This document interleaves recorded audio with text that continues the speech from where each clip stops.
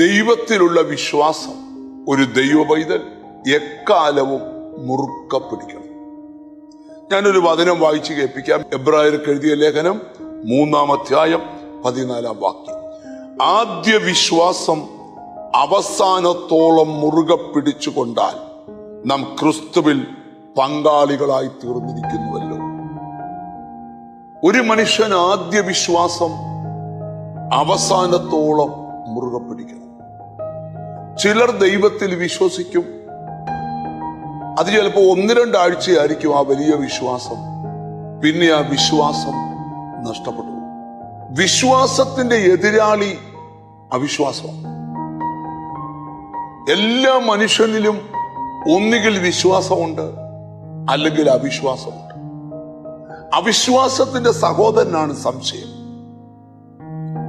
അപ്പൊ നിങ്ങൾ നിങ്ങളോട് തന്നെ ചോദിക്കണം, നിങ്ങൾ വിശ്വാസമുള്ളയാളാണോ, അതോ അവിശ്വാസമുള്ളയാളാണോ, അതോ സംശയമുള്ള ആളാണോ? ഇന്നത്തെ സന്ദേശം വിശ്വാസം മുറുകെ പിടിക്കണം. ആദ്യ വിശ്വാസം അവസാനത്തോളം.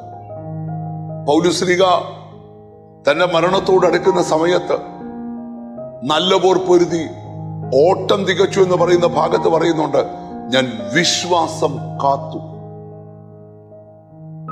വിശ്വാസം അവരവർ കാക്കേണ്ടതാണ്. വിശ്വാസത്തിന്റെ വാക്ക് പറയുക, വിശ്വാസത്തിന്റെ വചനങ്ങളെ കേൾക്കുക, വിശ്വാസത്താൽ മുന്നോട്ട് പോകുക, എല്ലാം ദൈവം അത്ഭുതമാക്കി മാറ്റും.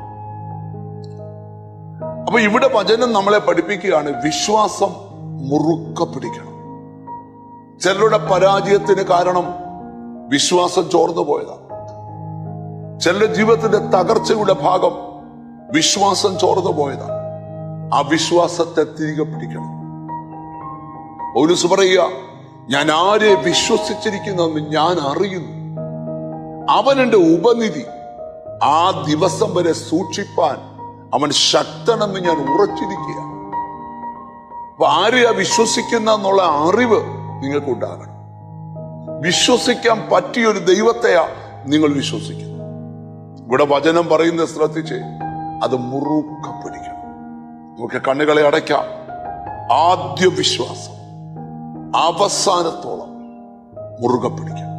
ഞങ്ങളുടെ കർത്താവേ, സ്വർഗസ്ഥ പിതാവേ, വിശ്വാസം നഷ്ടപ്പെട്ടു പോകാതെ വിശ്വാസം മുറുകെ പിടിച്ച് പ്രത്യാശയോടെ ജീവിതം നയിപ്പാൻ കൃപ കൽപ്പിക്കണം. എന്നോട് ചേർന്ന് പ്രാർത്ഥിക്കുന്ന മക്കൾക്ക് വേണ്ടി പ്രാർത്ഥിക്കുന്നു. സ്വർഗത്തിലെ ദൈവത്തിന്റെ നീതിയുള്ള കരം നിന്റെ മക്കളുടെ മേൽ നീട്ടണം. അവരെ പരിശുദ്ധാത്മാവ് കൊണ്ട് നിറയ്ക്കണം. അവരുടെ ജീവിതത്തിൽ വലിയ കാര്യങ്ങൾ കർത്താവ് ചെയ്യണം. എന്നോട് ചേർന്ന് പ്രാർത്ഥിക്കുന്ന മക്കളെ നിന്റെ നാമം ചൊല്ലി പിതാവിന്റെയും പുത്രന്റെയും പരിശുദ്ധാത്മാവിന്റെ നാമത്തിൽ അനുഗ്രഹിച്ച് പ്രാർത്ഥിക്കും. അവർ അനുഗ്രഹിക്കപ്പെടട്ടെ യേശുവിന്റെ നാമത്തിൽ.